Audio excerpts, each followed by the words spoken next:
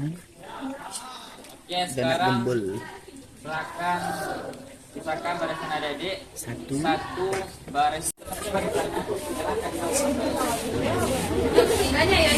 Assalamualaikum warahmatullahi wabarakatuh.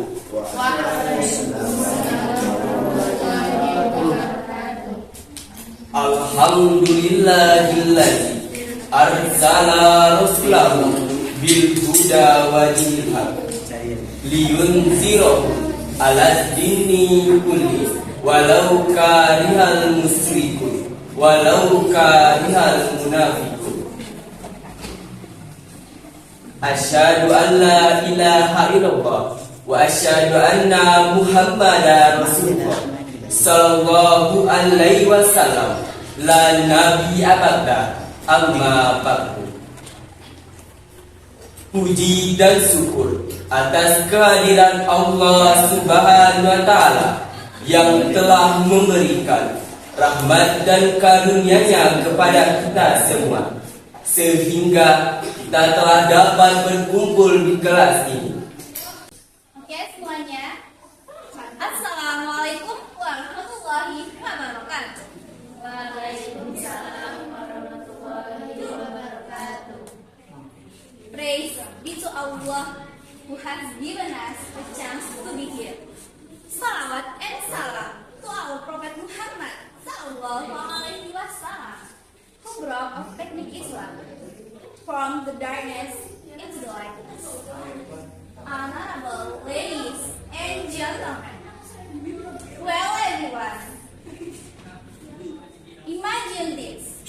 One day, you are in a classroom where everyone speaking different language, where different foods and bringing foods you've never seen before. Some are from Java, some from Papua, some from Sunda, and some from other countries.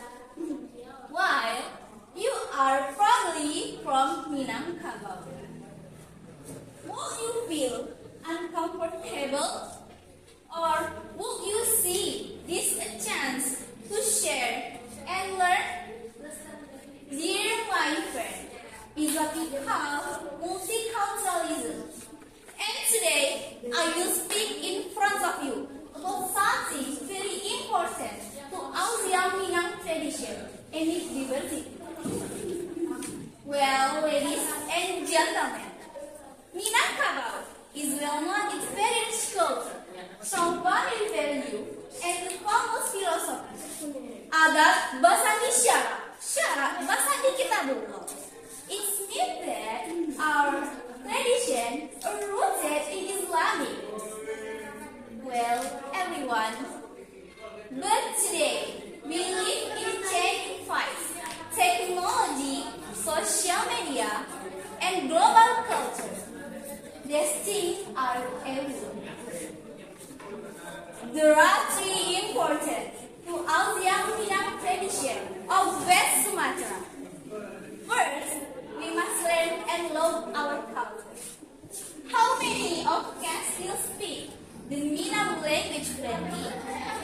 How many of understand the meaning behind adat sign like alam takambang jadi guru? If you don't care about our tradition, culture is not just something we learn in a book. It is something we live every day through language, clothing, and ritual. Second, we must become good representatives. Second, we must remember that our diversity is our strength.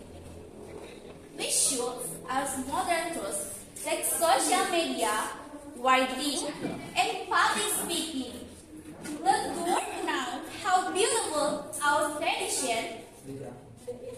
Third, we must remember that our diversity of Minangkabau. Indonesia is not just Minangkabau. It is Javanese, Sundanese, Batak, Chinese, Papua, and Arab, and many more. Living in harmony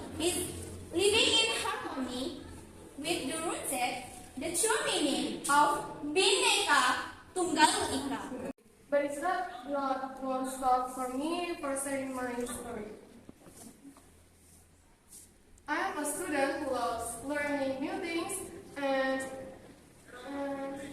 exploring. And for my hobbies, I have so many hobbies.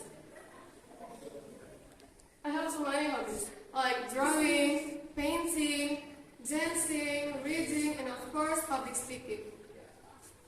I enjoy to turning blank page into the colorful ideas because it makes me happy. And today I have a word for you. Hey, I know sometimes it's hard to feel confident. Maybe you feel like you do good now, or maybe you make mistakes, but remember this. Nobody is perfect, and we don't have to be. Confidence is not about being the best. It's about believing in yourself, even when things are nothing. You are doing better than you think. Take small steps, try new things, say kind words to yourself. And you are strong, you are important. I believe in you. Thank you for listening, guys. Pak, aku mau tambahin itu mau speech, sementara pandangan nanti aku mau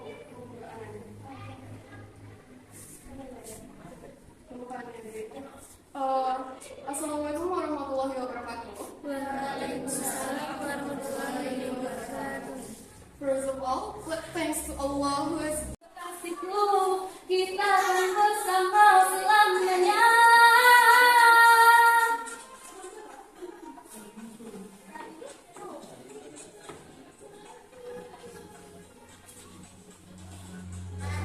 Ya habibi, ya nabi albi, khalifna ayatu, wa matfari aini, bagdai ini, urbayani ini, mata jazami, wa fiya ghayri ghayya, wahda inta nasibi, nuril ayya habibi, ghayra ma basyaha. Denyut jantungku berdebar, terasa indahnya dunia ini kita yang punya. Akulah mataharimu, kaulah kekasihmu, kita akan bersama selamanya.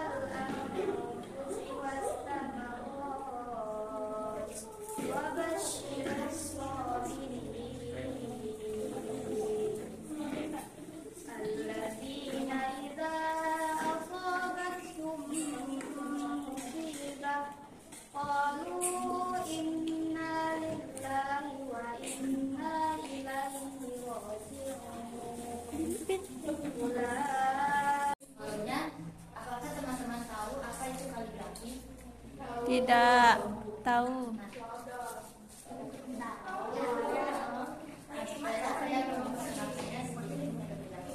Kaligrafi adalah salah satu cabang teknik yaitu musyawarah tilawatul Quran, yang mana kaligrafi ini adalah proses penulisan ayat-ayat Al-Quran berdasarkan kaidah-kaidah yang telah ditentukan. Kaligrafi ini memiliki beberapa bagian juga. Jadi kaligrafi itu ada bagian dekorasi. Dekorasi itu penulisan kaligrafi yang berbasiskan atau yang diletakkan di dalam triplex. Kemudian ada kaligrafi mushaf. Kaligrafi mushaf itu penulisan kaligrafinya ditulis di kertas tergantung kertasnya tersaja. Tetapi ada hiasan-hiasan yang menarik perhatian nantinya di tepi-tepinya. Kemudian ada kaligrafi naskah. Kaligrafi naskah itu adalah kaligrafi yang hanya penulisan saja, seperti kaligrafi itu Itu adalah termasuk salah satu kaligrafi naskah. Kemudian yang terakhir adalah kaligrafi kontemporer. Kaligrafi kontemporer itu penggabungan antara ayat-ayat Al-Quran dengan lukisan-lukisan yang digabungkan dalam satu kanvas. Selain macam-macam itu, kaligrafi itu juga ada tulisan-tulisannya juga berbagai macam. Contohnya tulisannya namanya itu adalah sulus. Kalau yang itu tadi itu adalah tulisan sulus. Kemudian ada tulisan naski. Naski itu contohnya seperti ini.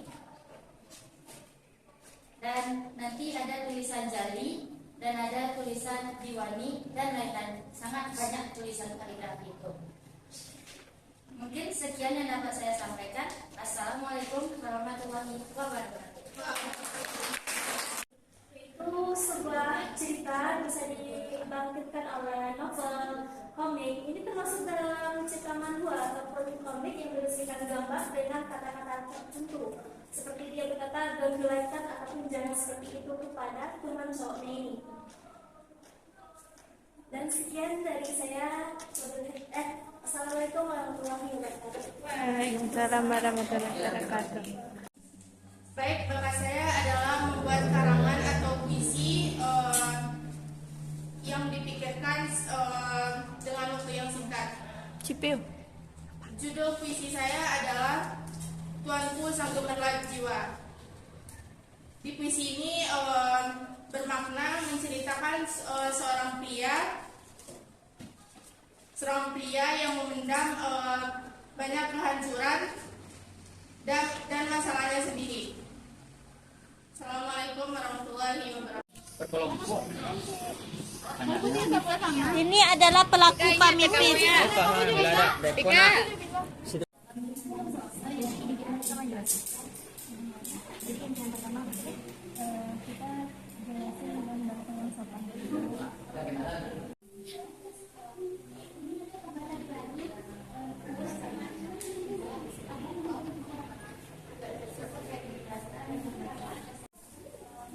Jadi kita mencerati kita kumpulkan semua pendapat lalu kita nanti bagaimana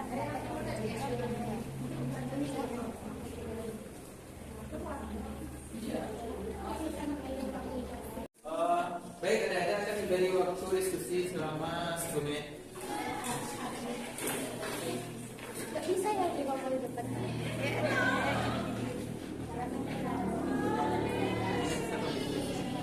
Bisa kok. Ini bisa ngomong.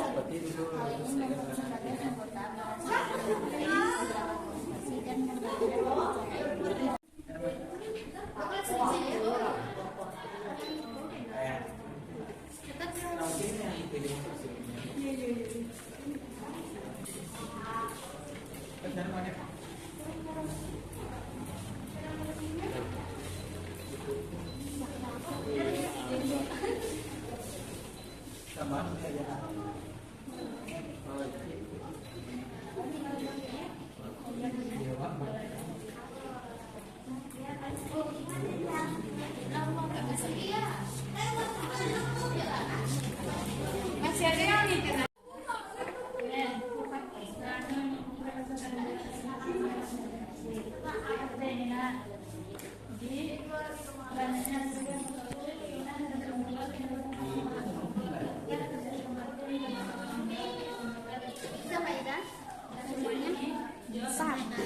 Kesempatan kali ini kami dari kelompok 1 akan mempresentasikan hasil diskusi kami, yaitu tentang menjaga etika dan hubungan harmonis antara guru dan OSIS. Di mana saya sebagai moderator dari kesempatan ini dan rekan saya Alia Salsabila, Adam Fajri, Faiza Fitria Fatum, Keiza Febriani, Kresandia Haura. Dan untuk itu kita akan menjawab pertanyaan yang diberikan oleh kakak-kakak kita. Yang pertama yaitu sebagai pengurus MPK OSIM. Di mata banyak guru, MPK OSIM memang banyak terdapat pro dan kontra, yang dimana beberapa guru yang menyetujui adanya kinerja OSIM dan ada yang tidak menerima kinerja OSIM di Madua Tanah Datar. Banyak guru yang selalu tidak menghargai OSIM yang ada di Madua Tanah Datar. Seperti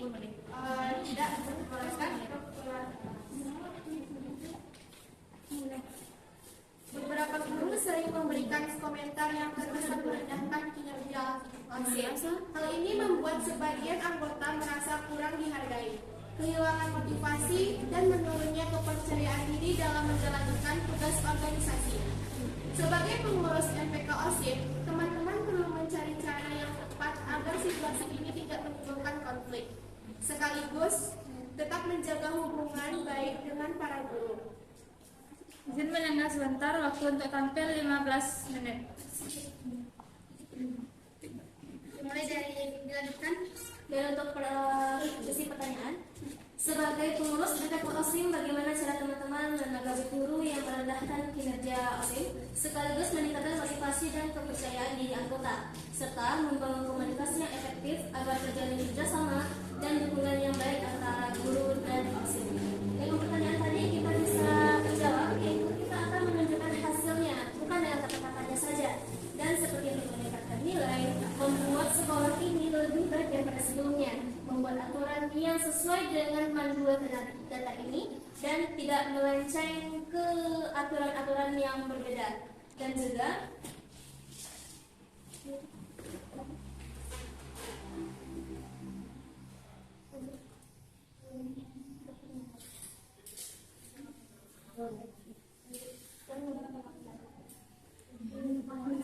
kita juga bisa melakukan seperti evaluasi dengan beberapa anggota OSIS, bagaimana untuk menjalankan tugas kita agar tidak dipandang buruk lagi oleh guru. Karena terkadang memang ada beberapa tindakan atau perbuatan kita yang emang menurut guru itu salah. Jadi sebaiknya kita melakukan evaluasi bersama-sama dengan anggota OSIS, sekaligus mungkin terutamanya itu dengan anggota OSIS dulu, bagaimana kedepannya kita menjalankan tugas kita agar tidak lagi disalahkan oleh guru.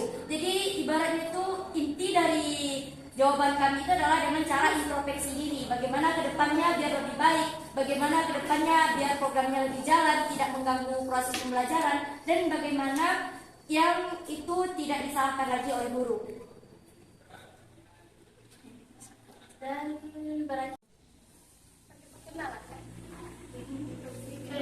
saya ada alasan dengan alasan. Sebelumnya ini ya, perkenalkan aku Adel dari tim kontra kelompok 2. Nah, di sini kan di Mandua ini kan juga ada nih beberapa guru yang misalnya kontra dengan OSIS. Nah, kalian tuh lagi PH, terus kalian mau izin rapat, itu gimana ya? Sedangkan guru tuh nggak mengizinkan untuk izin rapat karena yang kita tahu ibu tuh kontra banget sama OSIS. Gimana cara kalian mengatasinya? Terima kasih.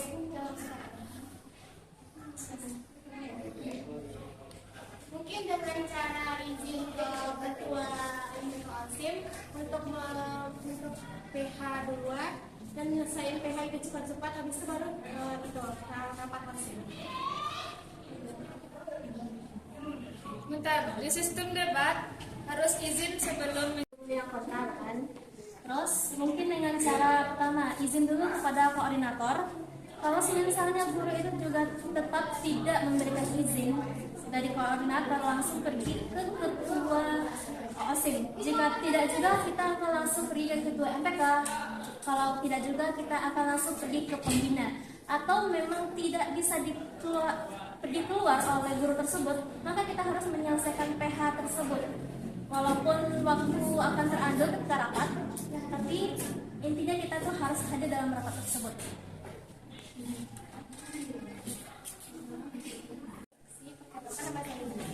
Saya bakal mengekspresi jawabannya. Kalau misalnya tadi Angelnya bertanya tidak diizinkan, otomatis dari jam pelajaran itu tidak boleh keluar. Walaupun udah selesai cepat, tetapi tidak diizinkan keluar. PH sesuatu tidak diterima. Nyangkanya itu nyangka yang di pro atau di kontra. Maksudnya bisa nanti Selesaikan hal tersebut, mungkin kita meminta pertolongan dari pembina. Jika guru tersebut tidak memperbolehkan juga, mungkin kita harus mengikuti PH tersebut. Karena kita tidak bisa membantah guru tersebut seperti aku bilang tadi. Kalau MPK OSIS bakalan buruk di mata orang lain kalau kita membantah ataupun tidak mengikuti apa yang mereka katakan. Itu sudah menjadi satu poin berpotensi untuk MPK OSIM membuat data ini menjadi buruk dari hal-hal yang kecil.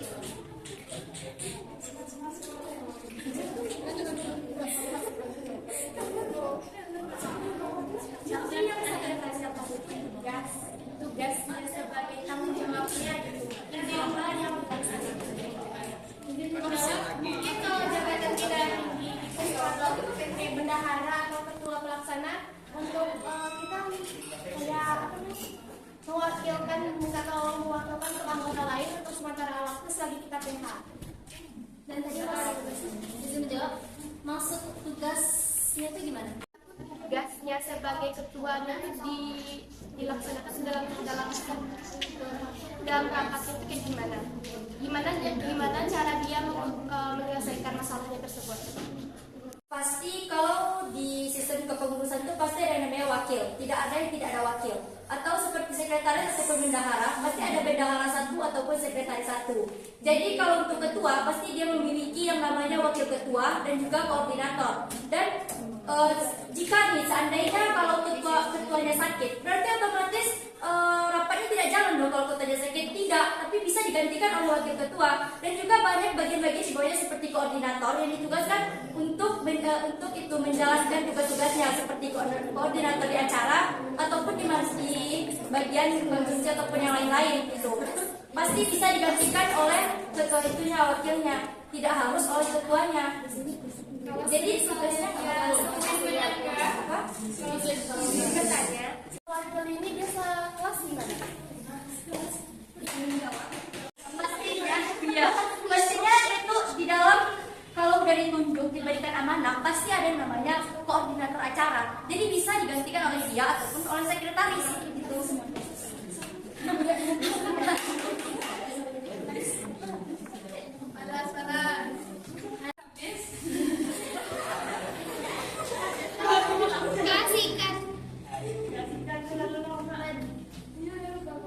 Baik, sebenarnya Kak, di dalam kertas ini tertulis dalam pengurusan MPK OSIM membuat tanda data. Beberapa guru sering memberikan komentar yang terkesan merendahkan kinerja OSIS. Hal ini membuat sebagian anggota merasa kurang dihargai, kehilangan motivasi, dan menurunnya kepercayaan diri dalam menjalankan tugas organisasi. Sebagai pengurus MPK OSIM, teman-teman perlu mencari cara tepat agar situasi ini tidak menimbulkan konflik, sekaligus tetap menjaga hubungan baik dengan para guru. Dan pertanyaannya, sebagai pengurus MPK OSIM, bagaimana cara teman-teman menanggapi guru yang merendahkan kinerja OSIS, sekaligus meningkatkan motivasi dan kepercayaan diri anggota, serta membangun komunikasi yang efektif agar terjadi kerjasama dan dukungan yang baik antara guru dan OSIS. Nah, di sini dari awal debat tadi tidak ada yang menyangkut ke dalam materi ini. Di sini tidak ada mengatakan bahwa PH izin dalam pelajaran, tidak ada di dalam ini. Di sini tertulis di mana antara OSIM dan guru itu menjalin hubungan baik, kayak mungkin dengan cara tegur sapa kalau ketemu, tidak ada menyangkut dengan PH dan pembelajaran 6 kelas yang di sini ya. Jadi percuma aja adik-adik di depan masalah PH, tapi yang dibahas di dalam teks ini tidak ada menyangkut dengan PH. Mungkin adik-adik semuanya bisa memahami dari kata-kata yang ada di dalam teks ini dan kata-kata yang telah dipresentasikan oleh kelompok 1. Jadi apa gunanya kalian debat, tapi yang kalian debatkan itu tidak ada yang dengan materi debat kalian. Bisa dipahami ya?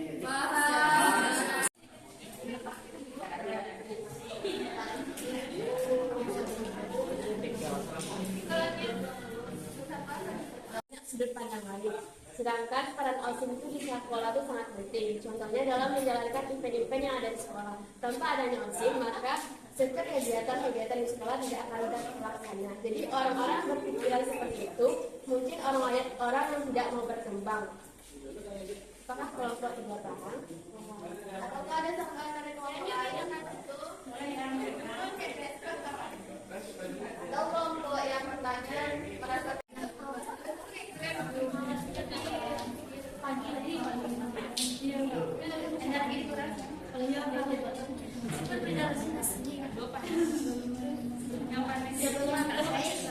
sebelum mengambil keputusan kan kita musyawarah lebih dahulu nih. Kalau misalnya kan antara ini sama ini, tapi kan tadi kan kita voting nih. Ya, sedangkan sebelumnya kita udah dapat musyawarah yang udah sepakat semuanya. Dia merasa dendam karena pendapat dia nggak didengar, jadi dia bilang, wah organisasi ini nggak bagus nih karena nggak dengerin kata dia, jadi dia merasa dia. Kita ada musyawarah mana yang pendapatnya yang lebih ini gitu.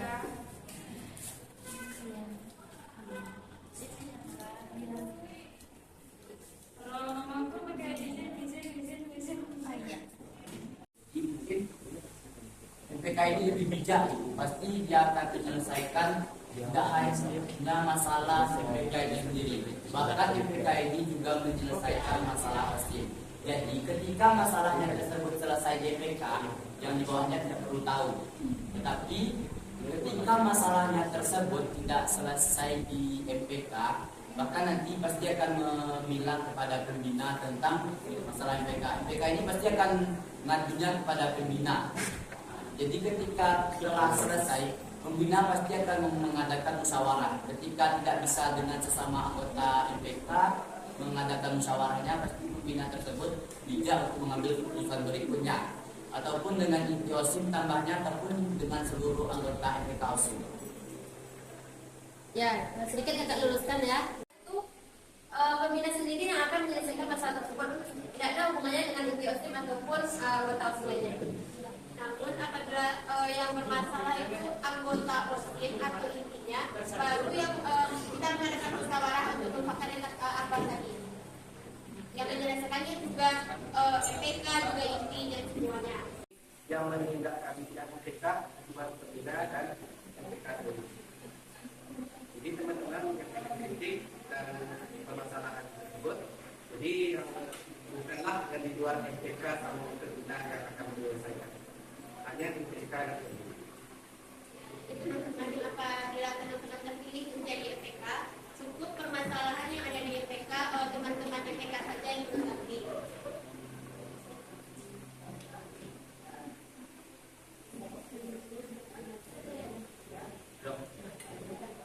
Boleh sih.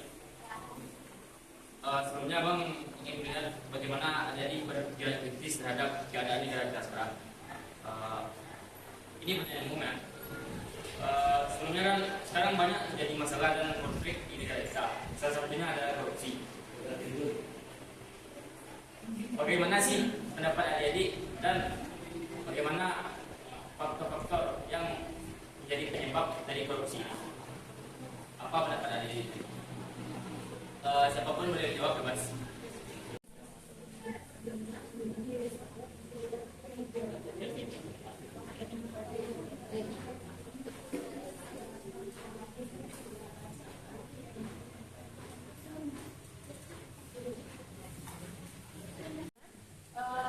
Menurut saya, korupsi itu ada karena ada celah.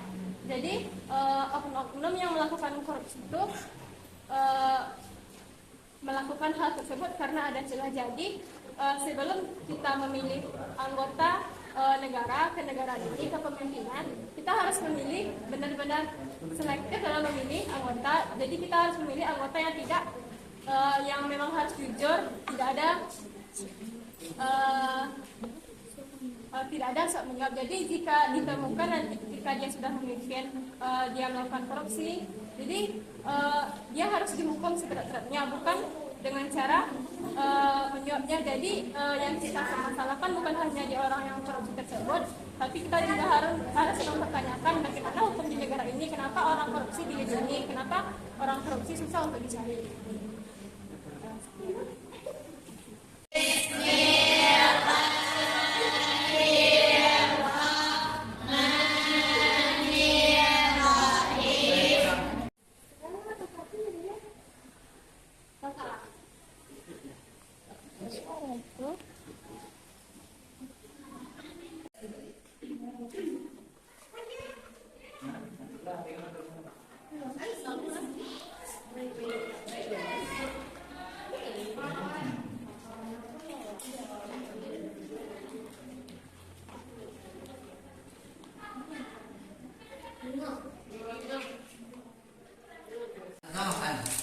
Udah selesai. Udah selesai.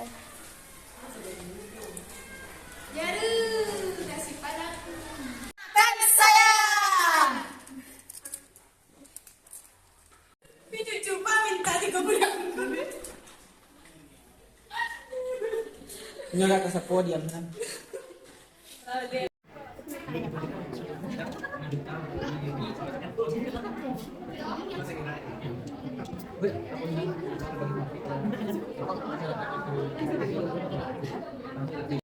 Enggak, itu masuk sama.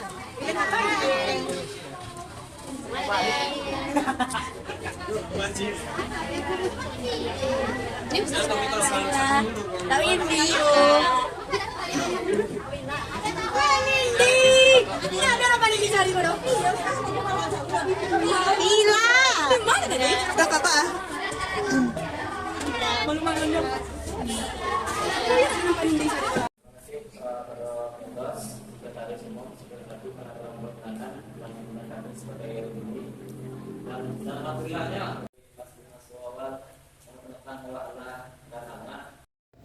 Si Ilapnya itu deh.